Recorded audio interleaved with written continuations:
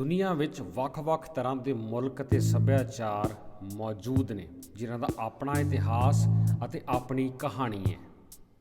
ਇਸੇ ਤਰ੍ਹਾਂ ਦਾ ਇੱਕ ਚਰਚਿਤ ਦੇਸ਼ ਹੈ ਜੋ ਕਈ ਵਾਰ ਵਿਵਾਦਾਂ ਵਿੱਚ ਵੀ ਆਉਂਦਾ ਹੈ, ਇਜ਼ਰਾਈਲ ਦੇਸ਼ ਕਿਵੇਂ ਹੋਂਦ ਵਿੱਚ ਆਇਆ ਅਤੇ ਇਹਦੇ ਮਗਰ ਦੀ ਕਹਾਣੀ ਕੀ ਹੈ, ਇਹ ਸਭ ਦੇ ਜਾਣਨ ਵਾਲੀ ਚੀਜ਼ ਹੈ।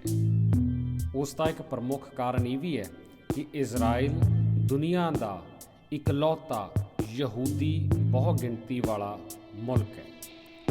ਇਜ਼ਰਾਈਲ ਦੇਸ਼ ਦਾ ਐਲਾਨ 14 ਮਈ 1948 ਨੂੰ ਯਹੂਦੀ ਆਗੂ ਡੇਵਿਡ ਬੈਨ ਗੁਰੀਅਨ ਨੇ ਕੀਤਾ ਸੀ। ਹਾਲਾਂਕਿ ਅਧਿਕਾਰਤ ਤੌਰ 'ਤੇ ਇਜ਼ਰਾਈਲ ਦੇਸ਼ 15 ਮਈ 1948 ਨੂੰ ਹੋਂਦ ਵਿੱਚ ਆਇਆ, ਜਦੋਂ ਬ੍ਰਿਟਿਸ਼ ਸਰਕਾਰ ਨੇ ਉੱਥੇ ਆਪਣੀ ਸੱਤਾ ਮੁਕੰਮਲ ਕੀਤੀ। ਦੁਨੀਆ ਵਿੱਚ ਇੱਕ ਬਹੁਤ ਪ੍ਰਚਲਿਤ ਧਾਰਨਾ ਇਹ ਹੈ ਕਿ ਯੂਰਪ ਵਿੱਚ ਨਾਜ਼ੀਆਂ ਦੀ ਦਹਿਸ਼ਤ ਅਤੇ ਹੋਲੋਕਾਸਟ ਕਾਰਨ ਹੀ ਇਜ਼ਰਾਈਲ ਦਾ ਜਨਮ ਹੋਇਆ, ਪਰ ਕਈ ਥਾਵਾਂ ਉੱਤੇ ਇਸ ਚੀਜ਼ ਨੂੰ ਸਹੀ ਨਹੀਂ ਮੰਨਿਆ ਜਾਂਦਾ, ਬਲਕਿ ਇਹ ਮੰਨਿਆ ਜਾਂਦਾ ਹੈ ਕਿ ਯਹੂਦੀਆਂ ਲਈ ਵੱਖਰੇ ਮੁਲਕ ਦੀ ਨੀਂਹ ਤਾਂ ਤਕਰੀਬਨ 60 ਸਾਲ ਪਹਿਲਾਂ ਹੀ ਰੱਖੀ ਗਈ ਸੀ। ਅਤੇ ਕਿਹਾ ਜਾਂਦਾ ਹੈ ਕਿ 19ਵੀਂ ਸਦੀ ਦੇ ਮੱਧ ਵਿੱਚ ਬਰਤਾਨਵੀ ਆਗੂਆਂ ਨੇ ਬ੍ਰਿਟਿਸ਼ ਸਾਮਰਾਜ ਦੀ ਬਿਹਤਰੀ ਲਈ ਯਹੂਦੀਆਂ ਲਈ ਵੱਖ ਦੇਸ਼ ਹੋਣ ਦੀ ਗੱਲ ਨੂੰ ਆਪਣੇ ਹੱਕ ਵਿੱਚ ਸਮਝਿਆ ਸੀ। ਇਤਿਹਾਸ ਵਿੱਚ ਫਿਰ ਦੋ ਅਜਿਹੀਆਂ ਵੱਡੀਆਂ ਘਟਨਾਵਾਂ ਵਾਪਰੀਆਂ ਜਦੋਂ ਯਹੂਦੀ ਕੌਮ ਨੂੰ ਆਪਣੇ ਲਈ ਇੱਕ ਵੱਖ ਦੇਸ਼ ਹੋਣ ਦੀ ਜ਼ਰੂਰਤ ਮਹਿਸੂਸ ਹੋਈ। ਪਹਿਲਾ ਇਹ ਸੀ ਜਦੋਂ ਯੂਰਪ ਦੇ ਮੁਲਕਾਂ ਵਿੱਚ ਰਾਸ਼ਟਰਵਾਦ ਦਾ ਫੈਲਾਅ ਵੱਧ ਰਿਹਾ ਸੀ, ਜਿਸ ਵਿੱਚ ਯਹੂਦੀ ਖੁਦ ਨੂੰ ਅਲੱਗ-ਥਲੱਗ ਮਹਿਸੂਸ ਕਰਨ ਲੱਗ ਪਏ ਸੀ ਅਤੇ ਉਹਨਾਂ ਨੂੰ ਆਪਣੇ ਲਈ ਇੱਕ ਵੱਖਰੇ ਦੇਸ਼ ਦੀ ਲੋੜ ਮਹਿਸੂਸ ਹੋਈ। ਦੂਜਾ, ਜਦੋਂ ਜ਼ਾਰ ਦੇ ਸ਼ਾਸਨਕਾਲ ਵੇਲੇ ਰੂਸ ਵਿੱਚ ਯਹੂਦੀਆਂ ਦੀ ਤਕਰੀਬਨ 60 ਲੱਖ ਦੀ ਆਬਾਦੀ ਦਾ ਕਤਲੇਆਮ ਹੋਇਆ। ਇਹ ਯਹੂਦੀਆਂ ਦੀ ਕੁੱਲ ਆਬਾਦੀ ਦਾ ਕਾਫੀ ਵੱਡਾ ਹਿੱਸਾ ਸੀ ਜਿਸ ਨੂੰ ਮਾਰ ਮੁਕਾ ਦਿੱਤਾ ਗਿਆ। ਇਸ ਘਟਨਾ ਤੋਂ ਬਾਅਦ ਯਹੂਦੀਆਂ ਵਿੱਚ ਆਪਣੇ ਇੱਕ ਵੱਖਰੇ ਦੇਸ਼ ਦੀ ਭਾਵਨਾ ਪ੍ਰਬਲ ਹੋਈ। ਇਸ ਪੂਰੇ ਇਤਿਹਾਸ ਦੌਰਾਨ ਯਹੂਦੀਆਂ ਦਾ ਪ੍ਰਵਾਸ ਵੀ ਲਗਾਤਾਰ ਚੱਲਦਾ ਰਿਹਾ ਅਤੇ 1880 ਦੇ ਦਹਾਕੇ ਵਿੱਚ ਕੁਝ ਮਜਬੂਰ ਹੋਏ ਰੂਸੀ ਅਤੇ ਪੂਰਬੀ ਯੂਰਪੀਅਨ ਯਹੂਦੀਆਂ ਨੇ ਫਲਸਤੀਨ ਜਾ ਕੇ ਵਸਣਾ ਸ਼ੁਰੂ ਕਰ ਦਿੱਤਾ ਸੀ। ਨਵੰਬਰ 1917 ਵਿੱਚ ਬਰਤਾਨਵੀ ਵਿਦੇਸ਼ ਸਕੱਤਰ ਆਰਥਰ ਬੈਲਫੋਰ ਨੇ ਪਹਿਲੇ ਵਿਸ਼ਵ ਯੁੱਧ ਵਿੱਚ ਜਦੋਂ ਯਹੂਦੀਆਂ ਨੂੰ ਨਾਲ ਲੈ ਕੇ ਚੱਲਣ ਦੀ ਜ਼ਰੂਰਤ ਸਮਝੀ ਤਾਂ ਉਹਨਾਂ ਇੱਕ ਮਹੱਤਵਪੂਰਨ ਘੋਸ਼ਣਾ ਪੱਤਰ ਜਾਰੀ ਕੀਤਾ ਸੀ ਅਤੇ ਭਰੋਸਾ ਦਿਵਾਇਆ ਸੀ ਕਿ ਉਹਨਾਂ ਦੀ ਸਰਕਾਰ ਯਹੂਦੀਆਂ ਲਈ ਉਹਨਾਂ ਦੇ ਇੱਕ ਮੁਲਕ ਹੋਣ ਸੰਬੰਧੀ ਸਿਫਾਰਿਸ਼ ਦੇ ਹੱਕ ਵਿੱਚ ਹੈ।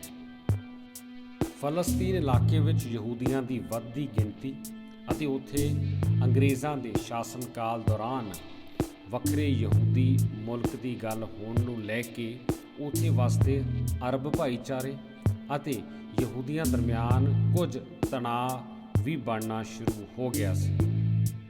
ਪੂਰੇ ਯੂਰਪ ਵਿੱਚ ਜਦੋਂ ਸੰਨ 1930 ਦੇ ਆਸ-ਪਾਸ ਹਾਲਾਤ ਵਿਗੜਨੇ ਸ਼ੁਰੂ ਹੋ ਗਏ ਤਾਂ ਯਹੂਦੀਆਂ ਦਾ ਫਲਸਤੀਨ ਵੱਲ ਪ੍ਰਵਾਸ ਵੱਧਦਾ ਗਿਆ ਅਤੇ ਫਲਸਤੀਨ ਦੇ ਅਰਬ ਇਸ ਤੋਂ ਜ਼ਿਆਦਾ ਖੁਸ਼ ਨਹੀਂ ਸਨ।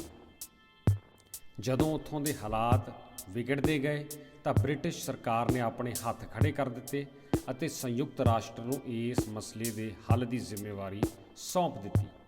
ਦੂਜੇ ਵਿਸ਼ਵ ਯੁੱਧ ਤੋਂ ਬਾਅਦ 29 ਨਵੰਬਰ 1947 ਨੂੰ ਯੂਨਾਈਟਿਡ ਨੇਸ਼ਨਜ਼ ਜਨਰਲ ਅਸੈਂਬਲੀ ਨੇ ਇਸ ਆਧਾਰ ਉੱਤੇ ਵੋਟ ਦਿੱਤੀ ਕਿ ਫਲਸਤੀਨ ਵਿੱਚ ਦੋ ਵੱਖ ਖੇਤਰ ਹੋਣਗੇ, ਇੱਕ ਯਹੂਦੀਆਂ ਦਾ ਅਤੇ ਇੱਕ ਅਰਬ ਲੋਕਾਂ ਦਾ। ਇਸ ਫੈਸਲੇ ਤੋਂ ਬਾਅਦ ਵੀ ਕਾਫੀ ਹਿੰਸਾ ਹੋਈ ਕਿਉਂਕਿ ਅਰਬ ਇਸ ਫੈਸਲੇ ਦੀ ਮੁਖਾਲਫਤ ਕਰਦੇ ਸੀ ਅਤੇ ਯਹੂਦੀ ਇਸ ਫੈਸਲੇ ਦੇ ਹੱਕ ਵਿੱਚ ਸੀ। ਕਈ ਲੋਕੀ ਮੰਨਦੇ ਨੇ ਕਿ ਇਹ ਜਿਹੜਾ ਫਸਾਦ ਉਦੋਂ ਸ਼ੁਰੂ ਹੋਇਆ ਉਹ ਹੁਣ ਤੱਕ ਵੀ ਜਾਰੀ ਹੈ। ਅਰਬ ਮੂਲ ਦੇ ਲੋਕਾਂ ਅਤੇ ਯਹੂਦੀ ਧਿਰਾਂ ਦਰਮਿਆਨ ਕਈ ਸਾਲ ਟਕਰਾਅ ਚੱਲਿਆ ਅਤੇ ਕਤਲੋ-ਗਾਰਤ ਦਾ ਸਿਲਸਿਲਾ ਵੀ ਚੱਲਦਾ ਗਿਆ। ਬਹੁਤ ਸਾਰੇ ਲੋਕਾਂ ਨੂੰ ਸ਼ਰਨਾਰਥੀ ਬਣ ਕੇ ਉੱਥੋਂ ਜਾਣਾ ਵੀ ਪਿਆ। ਮਿਸਰ, ਜਾਰਡਨ ਅਤੇ ਫਲਸਤੀਨ ਦੀਆਂ ਸ਼ਾਂਤੀ ਸੰਬੰਧੀ ਸੰਧੀਆਂ ਅਤੇ ਸਮਝੌਤਿਆਂ ਨਾਲ ਵੀ ਹਾਲਾਤ ਵਿੱਚ ਕੋਈ ਫਰਕ ਨਹੀਂ ਪਿਆ। ਸਨ 1917 ਵਿੱਚ ਇੱਥੇ ਫਲਸਤੀਨ ਅੰਦਰ ਤਕਰੀਬਨ 50,000 ਯਹੂਦੀ ਸਨ। ਉੱਥੇ ਹੀ ਸਨ 1948 ਦੇ ਆਉਂਦਿਆਂ ਉਹਨਾਂ ਦੀ ਗਿਣਤੀ 6,50,000 ਦੇ ਕਰੀਬ ਹੋ ਗਈ ਅਤੇ ਯਹੂਦੀਆਂ ਨੂੰ ਹੁਣ ਇਜ਼ਰਾਈਲੀ ਕਿਹਾ ਜਾਣ ਲੱਗ ਪਿਆ, ਕਿਉਂਕਿ ਉਸ ਵੇਲੇ ਤੱਕ ਜ਼ਿਆਦਾਤਰ ਫਲਸਤੀਨੀ ਅਰਬ ਇਜ਼ਰਾਈਲ ਛੱਡ ਚੁੱਕੇ ਸੀ ਅਤੇ ਮਹਿਜ਼ 2 ਲੱਖ ਦੇ ਕਰੀਬ ਫਲਸਤੀਨੀ ਹੀ ਉੱਥੇ ਬਚੇ ਸਨ। ਇਸ ਤੋਂ ਬਾਅਦ ਸਨ 1948 ਦੀ 15 ਮਈ ਨੂੰ ਇਜ਼ਰਾਈਲ ਦੇਸ਼ ਦੇ ਹੋਂਦ ਵਿੱਚ ਆਉਣ ਦਾ ਐਲਾਨ ਹੋਇਆ, ਜਿਸ ਨੂੰ ਅਮਰੀਕਾ ਅਤੇ ਸੋਵੀਅਤ ਯੂਨੀਅਨ ਵੱਲੋਂ ਉਸੇ ਹੀ ਦਿਨ ਮਾਨਤਾ ਮਿਲ ਗਈ।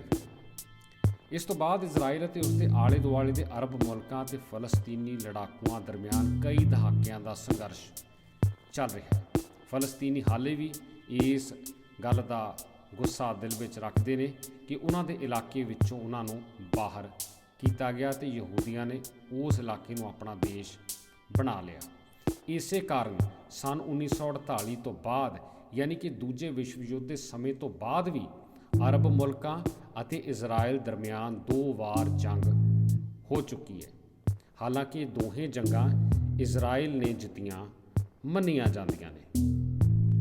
ਸੋ ਇਸ ਤਰ੍ਹਾਂ ਇੱਕ ਲੰਮੇ ਸੰਘਰਸ਼ ਅਤੇ ਉੱਪਰੋਂ ਥੱਲੀ ਦੇ ਬਾਅਦ ਇਜ਼ਰਾਈਲ ਦੇਸ਼ ਹੋਂਦ ਵਿੱਚ ਤਾਂ ਆ ਗਿਆ, ਪਰ ਇਸ ਦੀ ਹੋਂਦ ਦੇ ਨਾਲ ਹਮੇਸ਼ਾ ਸਵਾਲ ਅਤੇ ਵਿਵਾਦ ਵੀ ਜੁੜੇ ਰਹੇ ਨੇ ਅਤੇ ਅੱਜ ਤੱਕ ਇਸ ਤਰੀਕ ਤੱਕ ਵੀ ਜਾਰੀ ਨੇ।